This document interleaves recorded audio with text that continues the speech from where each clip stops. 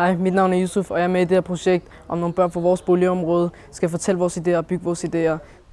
Før projektet så blev vi nogle børn fra Blokland, vi blev kaldt ned til fælleshuset her, hvor vi skulle snakke lidt omkring vores idéer og hvad vi følte omkring i vores område. Så blev vi så sat ind i noget Minecraft, hvor vi så skulle gå ind og bygge vores idéer.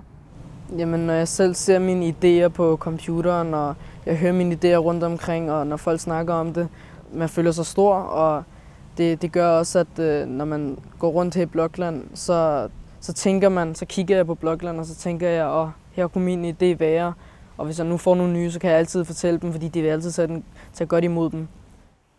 Så vil de gå forbi her, og så vil de kigge mod Blokland, og så vil de bare tænke, okay, der er intet her.